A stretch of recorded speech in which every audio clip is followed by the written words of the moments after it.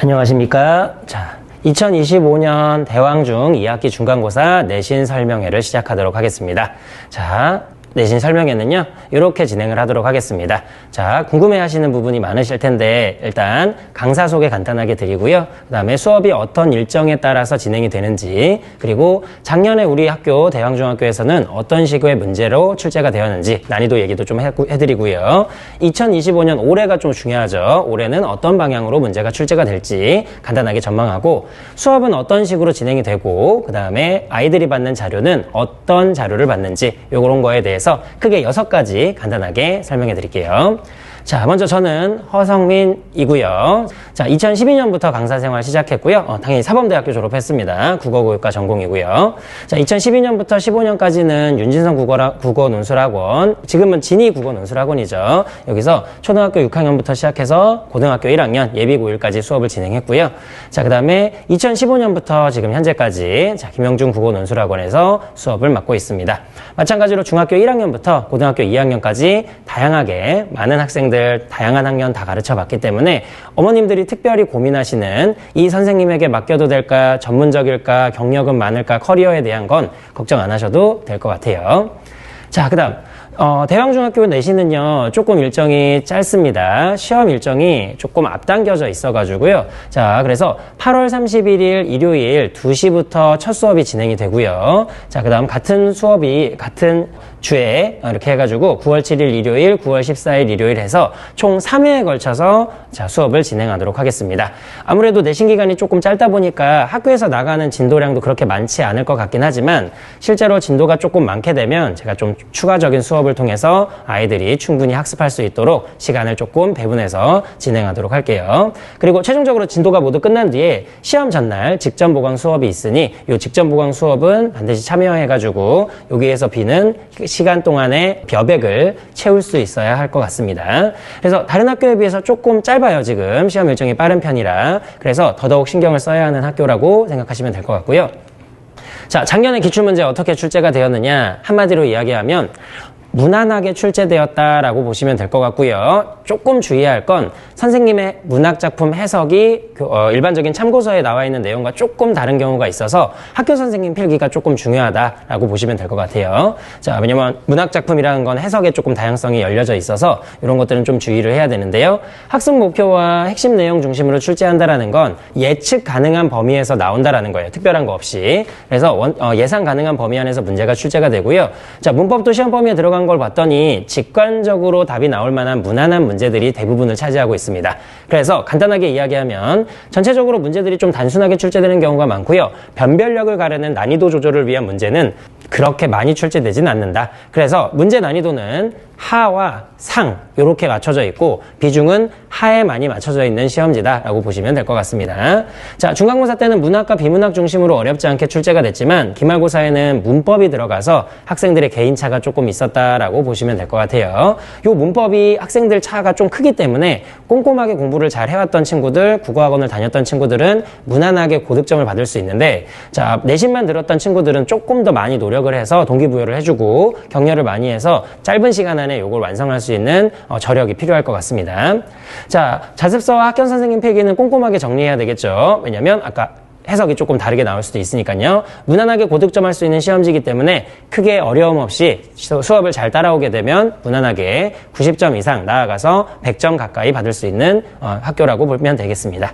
자, 2025년 대왕중학교는 어떤 식으로 출제가 될지 전망을 해보면 일단 진도를 순차적으로 나가면 중간고사에 문법이 포함되지 않을 가능성이 있어요. 왜냐하면 천재노 교과서는 문법이 3단원에 걸려있기 때문에 1단원, 2단원 순차적으로 나갔을 경우엔 문법이 빠지게 되겠죠. 근데 문법이 소단원 2개이기 때문에 양분해가지고 진도를 띄엄띄엄 나갈 수도 있어요. 그렇게 되면 중간고사에서 품사가 들어갈 가능성이 있는데 품사에 대한 대비는 아까 말씀드렸지만 철저하게 준비를 해야 돼서 다른 단원을 좀 빠르게 끝내고 품사에 대한 단원을 조금 집중적으로 진행하는 방식으로 제가 수업 배분을 하도록 하겠습니다.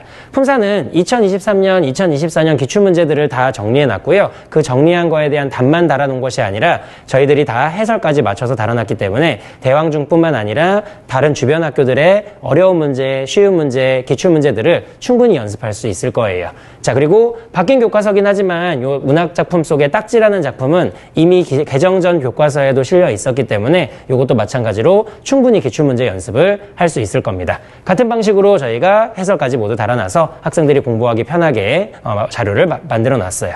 자, 그 다음 현대소설은 오은혜 씨 달고나가 들어가 있는데요. 이거는 처음 들어간 작품이고요. 근데 어렵진 않습니다. 그래서 내용만 정확하게 이해하면 무난하게 잘 풀 수 있는 그런 단원이기 때문에 어렵지가 않아요. 자, 그래서 우리가 관건은 뭐냐? 품사가 중간고사 들어가느냐 아니면 기말고사에 들어가느냐, 요것만 신경 써가지고 수업 배분하시면 무난하게 대왕중학교 고득점 할 수 있다라고 보시면 되겠습니다. 자, 그러면 아이들이 왔을 때 학원에서 어떻게 수업을 하냐면요. 3시간 수업을 하는데 첫 번째 학교에서 배운 내용, 우리 시험 범위에 해당하는 내용에 대해서 제가 강의를 하고요. 그 다음에 두 번째, 단원별로 학습한 내용에 맞춰서 다음 주에 오게 되면 복습 테스트를 볼 겁니다. 복습 테스트에서 미달하게 되면 점수가 어느 정도 충족이 되지 않으면 남아서 재시험을 또 봐야 되고요. 재시험조차도 일정 점수가 되지 않는다면 그때는 제가 따로 관리를 하는 방법으로 케어를 하겠습니다. 자, 그리고 아이들은 매주 과제를 부여받게 되는데요. 과제의 양은 100문제 정도 문제 푼다라고 생각하시면 될 것 같아요. 자, 그래서 내신 기간에는 여러 가지 문제, 여러 문제들, 유형들 많이 보면서 내 약점을 체크하는 게 중요하기 때문에 다양한 문제들을 통해서 연습한다라고 보면 되겠고요. 100문제 정도 열심히 잘 공부한 친구들이면 그렇게 오래 걸리지 않습니다. 채점까지 해서 관리하고요.